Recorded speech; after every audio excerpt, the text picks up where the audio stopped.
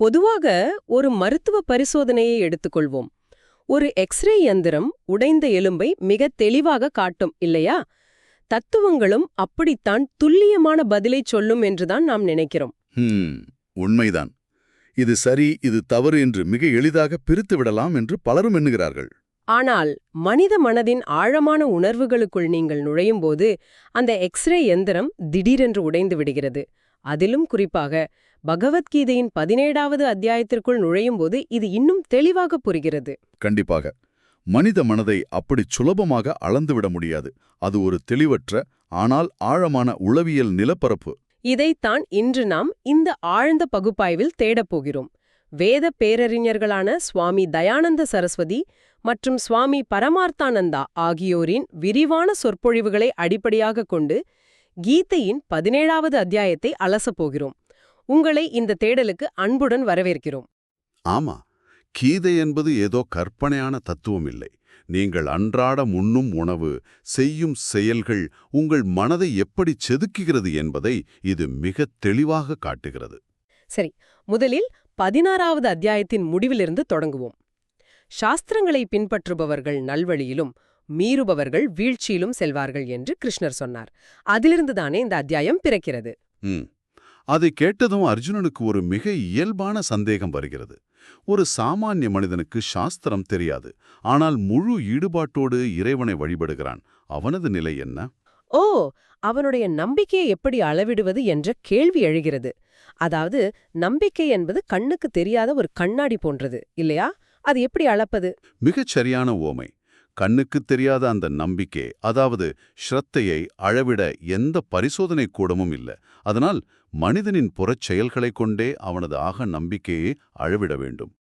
அப்படியானால் அவன் யாரை வழிபடுகிறான், அவனது நோக்கம் என்ன என்பதை வைத்து பிரிக்கிறார்களா? சரியாக சொன்னீர்கள்.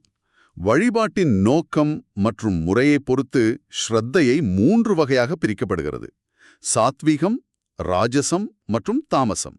ஒரு நிமிஷம். இதில் சாத்வீக ஸ்ரத்தை கொண்டவர்கள் தேவர்களை வழிபடுவார்கள் என்று மேலோட்டமாக படித்திருக்கிறோம். இதன் உண்மையான அர்த்தம் என்ன? அது முற்றிலும் தன்னலமற்ற ஒரு நிலை. உலகியல் பொருட்களை அடைவது அவர்களின் நோக்கமில்லை. மன அமைதி, தூய்மை, பிரபஞ்சத்தோடு ஒன்றிணைதல், இதுதான் அவர்களுடைய இலக்கு. ஓஹோ, அப்படியானால் ராஜச ஸ்ரத்தை என்பது ஒரு வியாபார பரிமாற்றம் போல செயல்படுகிறதா? நான் இதை தருகிறேன், நீ எனக்கு அதைத்தா என்ற மனப்பான்மைதானே? கண்டிப்பாக. அதுதான் ஆணிவேர். அவர்கள் யக்ஷர்கள் மற்றும் ராட்சசர்களை, அதாவது பகடான தேவதைகளை வழிபடுவார்கள். பொருட்செல்வம், அதிகாரம், புகழ் இவற்றை அடைவது மட்டும்தான் அவர்களின் ஒரே குறிக்கோள். இது நாம் அன்றாடம் சமூகத்தில் பரவலாக காணும் ஒன்றுதான். சரி, அந்த 3வது வகையான தாமச ஸ்ரத்தை என்பது மிகவும் இருண்ட பகுதியாக இருக்குமோ? ஆமாம், அது முற்றிலும் அறியாமையாலும் வன்மத்தாலும் கட்டமைக்கப்படுவது. தீய சக்திகளை வழிபடுவார்கள். தங்களுக்கு நன்மை நடப்பதை விட பிறருக்கு தீங்கு விளைவிப்பதே இவர்களது நோக்கம். மற்றவர்களுக்கு அழிவை உண்டாக்கும் சூனியம் வைப்பது போன்ற செயல்களா? மிகச்சரி. பிறருக்கும் தமக்கும் வலியை தரும் கொடூரமான வழிபாட்டு முறைகளை அவர்கள் பின்பற்றுவார்கள். ஆக, ஒருவருடைய நம்பிக்கை எத்தகையது என்பதை அவருடைய வழிபாட்டின் தன்மையே காட்டிவிடும். நமது நம்பிக்கை மனதின் வடிகட்டியாக செயல்படுகிறது என்பது புரிகிறது. ஆனால் மனதை நேரடியாக பாதிப்பது உணவு என்று உபநிடதங்கள் கூறுகிறதே, இது எப்படி சாத்தியம்? இது மிக முக்கியமான உளவியல் இணைப்பு. சாந்தோக்கிய உபநிடதத்தில் இது ஆழமாக விளக்கப்பட்டுள்ளது. நாம் உண்ணும் உணவு 2 கூறுகளாக பெறுகிறது. தூலமான பகுதி உடலாகவும் நுட்பமான பகுதி மனதாகவும் மாறுகிறதா? இதை ஒரு கணினியின் வன்பொருள் மென்பொருள் போல ஒப்பிடலாமா? அட, மிகச்சிறந்த ஒப்பீடு. வன்பொருள் நமது பருவுடல் என்றால் மென்பொருள் நமது நுட்பமான மனம். நீங்கள் எந்த வகையான தரவுகளை உள்ளீடு செய்கிறீர்களோ அதுவே மென்பொருளின் செயல்பாட்டை தீர்மானிக்கிறது. ஓ, அதனாலதான் உணவு என்பது பசியை போக்கும் எரிபொருள் மட்டுமல்ல, அது மனதை திருத்தி எழுதும் குறியீடுங்கிறீங்க. ஆமாம். ஆனால் இங்கு ஒரு முக்கியமான விஷயத்தை புரிந்து கொள்ள வேண்டும்.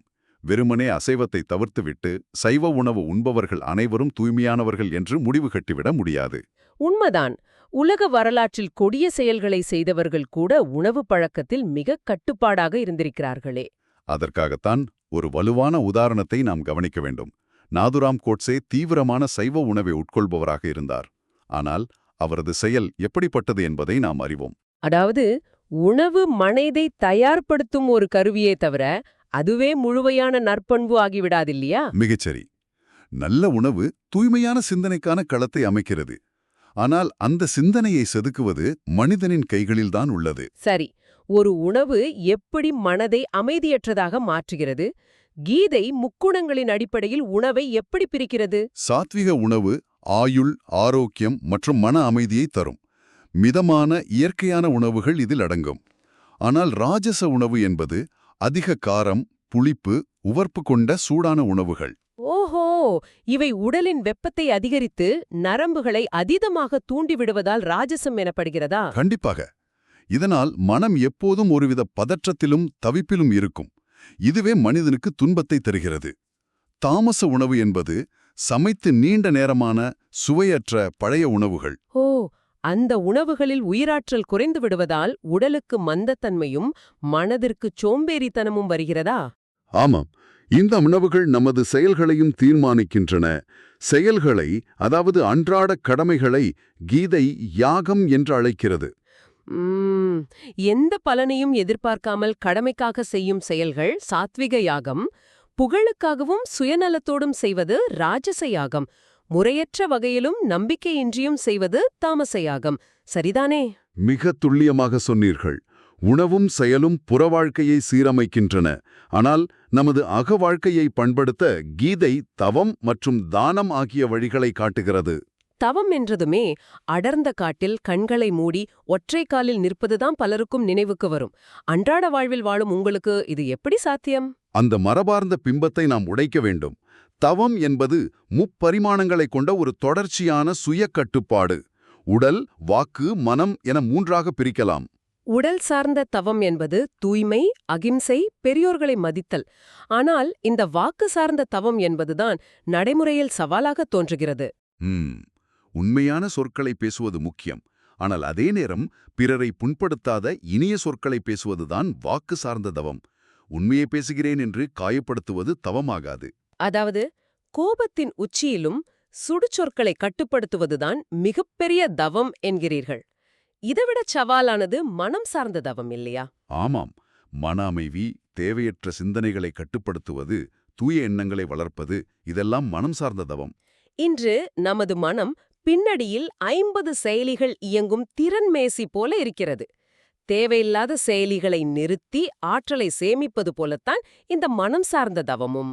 அருமையான தற்கால உவமை. மனதின் ஆற்றல் வீணாகாமல் சேமிக்கப்படும்போதுதான் தூய எண்ணங்கள் மலர்கின்றன. அடுத்ததாக தானம். இதிலும் 3 குணங்கள் உள்ளன. ஒரு நிமிஷம், தானம் செய்வதே உன்னதமான விஷயம்தானே. இதில் எப்படி பாகுபாடு இருக்க முடியும்? சமூக வலைதளங்களில் உதவி செய்துவிட்டு புகைப்படம் போடுகிறார்களே, அது என்ன வகை? அது முற்றிலும் ராஜஸ்தானம். புகழுக்காகவோ பலனை எதிர்பார்த்தோ கொடுப்பது. சாத்வீக தானம் என்பது தகுதியான நபருக்கு சரியான நேரத்தில் சரியான இடத்தில் எவ்வித பிரதிபலனும் எதிர்பாராமல் கொடுப்பது. அப்படியானால் தகுதியற்றவர்களுக்கு தவறான இடத்தில் அவமரியாதையுடன் கொடுப்பது தாமச தானம் என்று எடுத்துக்கொள்ளலாமா? கண்டிப்பாக.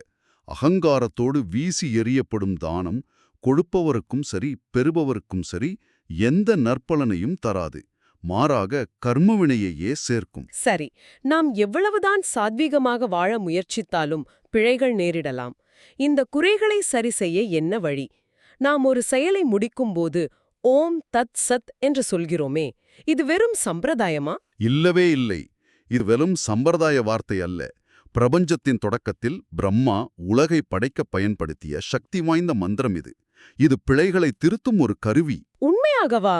அந்த 3 வார்த்தைகளின் ஆழமான அர்த்தம் என்ன?